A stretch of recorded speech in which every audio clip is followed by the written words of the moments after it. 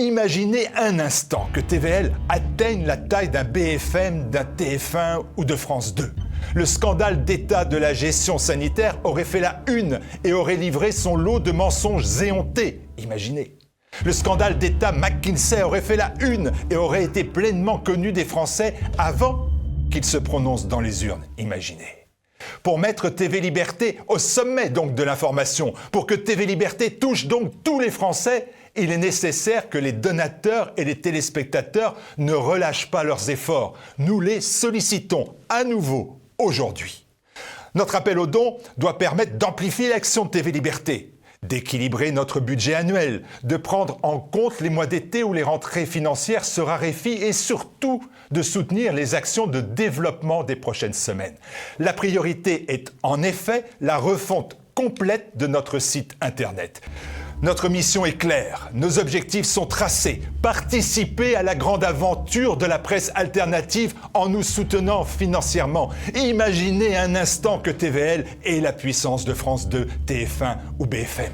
Aidez-nous par un don utile contre le parti des médias. Contre ce parti des médias, prenez le parti des libertés.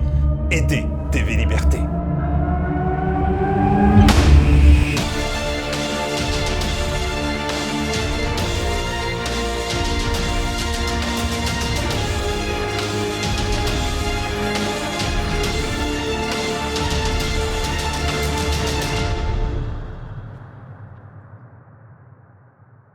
Deuxième épisode de cette thématique consacrée aux grands capétiens. Et après UKP, où on avait vu l'avènement de cette nouvelle dynastie fondatrice pour la France, il est temps de s'attaquer à un gros poisson, Philippe Auguste. Et si UKP avait été un roi fondateur à sa manière, en étant tout simplement le premier des capétiens et en posant certaines bases, Philippe Auguste va faire beaucoup plus. On avait déjà parlé de la bataille de Bouvines il n'y a pas longtemps, où il avait fait d'une certaine manière naître un certain sentiment national, même si c'est à relativiser, j'en avais parlé, mais il a fait bien plus que ça, et on va en parler dans cet épisode. Bon, je tiens juste à préciser qu'entre UKP et Philippe Auguste, il y en a eu d'autres, des capétiens, et notamment Louis VI le Gros, dit le batailleur, connu pour avoir bolosser les seigneurs félons à grands coups d'épée. Connu pour son léger surpoids aussi, mais à l'époque c'était une marque de puissance.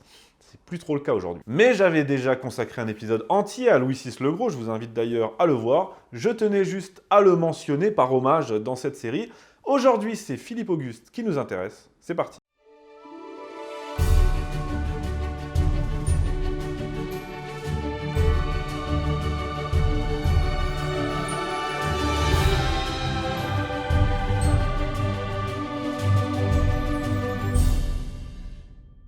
Philippe Auguste est un roi qui a gouverné très jeune et surtout qui a appris son métier de roi sur le tas. Et je pense que c'est ce qui en a fait ce qu'il est devenu, à savoir un roi extrêmement pragmatique et réaliste. Fils unique de Louis VII, il est sacré à Reims à l'âge de 14 ans parce que son père est malade, mais il gouverne bien avant la mort de ce dernier en 1179. Non seulement il gouverne pleinement, mais il se débarrasse directement de la tutelle de sa mère et de ses oncles. Si vous vous souvenez, je vous avais dit dans l'épisode précédent que l'une des spécificités capétiennes, c'était de faire sacrer l'héritier du vivant du roi.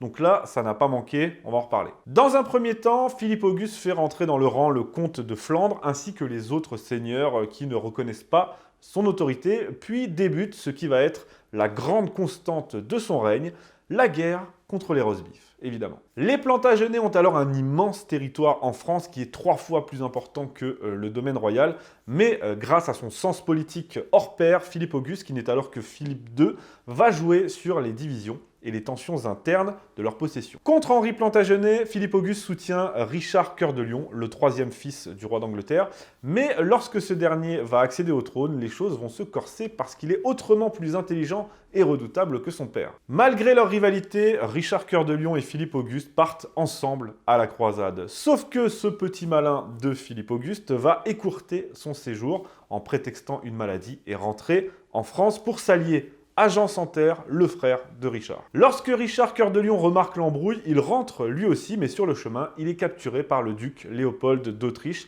et Philippe Auguste va tout faire, financièrement notamment, pour qu'il reste prisonnier le plus longtemps possible. Il va finalement parvenir à rentrer et entamer une guerre de vengeance contre le roi de France, mais heureusement, Richard Cœur de Lion meurt lors d'un siège dans le Limousin, et c'est donc Jean Santerre qui lui succède. Et là, fidèle à lui-même, Philippe Auguste retourne son alliance et décide de soutenir Arthur de Bretagne, neveu de Jean Santerre, qui réclamait lui aussi la couronne, et la guerre reprend jusqu'au traité du Goulet en 1200. Très avantageux pour la France. Plus tard, la guerre reprend contre Jean Santerre et Philippe Auguste la mène d'une main de maître au point de reprendre quasiment toutes les possessions anglaises sur le territoire, à l'exception de la Guyenne, l'actuelle Aquitaine. C'est cette situation désespérée qui va pousser Jean Santerre à monter une vaste coalition contre la France en 1214.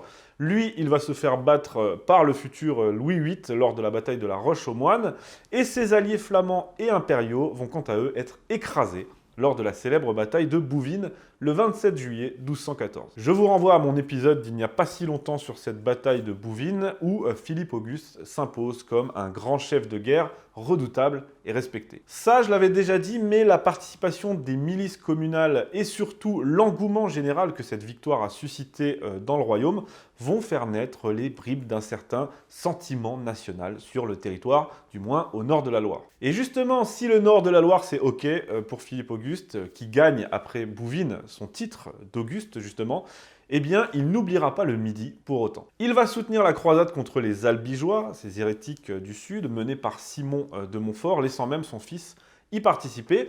Et lorsque Montfort meurt sous les murs de Toulouse, Philippe Auguste en profite pour mettre en œuvre le rattachement de ces territoires au domaine royal. Ainsi, à sa mort, il aura quadruplé le domaine royal, rattachant notamment l'Auvergne, la Normandie, l'Anjou, le Poitou, le Berry, et le Midi, ça sera juste après sa mort. On peut donc déjà, sans l'ombre d'un doute, qualifier Philippe Auguste en tant que politique très habile et en tant que chef de guerre redoutable et conquérant.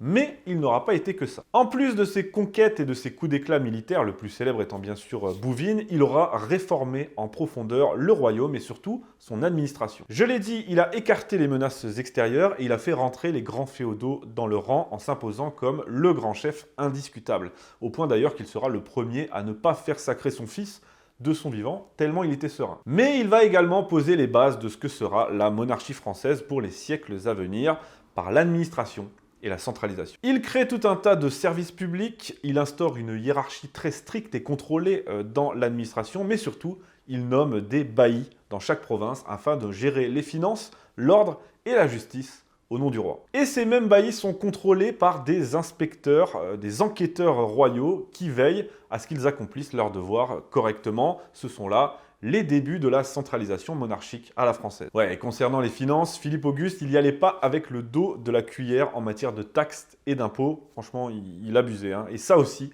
ça va devenir une habitude très française. Mais tout ça, toutes ces taxes, tous ces impôts servaient un but, du moins entre autres, mais elles servaient ce but également, celui d'entretenir une armée soldée, une armée de métier si l'on veut avant l'heure, afin de protéger le royaume de ces nombreuses menaces extérieures et de faire valoir ses intérêts. Ça, pour moi, c'est ok. En tout cas, c'est beaucoup plus stylé que d'être taxé pour rembourser la dette ou alimenter la CAF. Pour terminer, une autre chose que l'on doit à Philippe Auguste, c'est la construction de nombreuses fortifications pour protéger les principales places fortes françaises. Et en premier lieu, Paris, où il s'installe durablement et où il fait ériger un immense rempart défensif dont certaines traces sont encore visibles aujourd'hui. À l'époque, on rentrait moins facilement dans Paris qu'aujourd'hui au Stade de France. Voilà. À la fin de son règne, les bases de la monarchie française sont posées. La France a quadruplé son territoire. Elle a accès désormais à la mer, puis aux Pyrénées. Elle est devenue la première puissance européenne et la voie est libre pour ses successeurs. Incontestablement, Philippe Auguste aura été un grand roi, un chef de guerre inouï, mais surtout un grand politique, pragmatique et réaliste. Il restera le modèle du roi fondateur pour les siècles à venir. Merci à tous et à mardi prochain.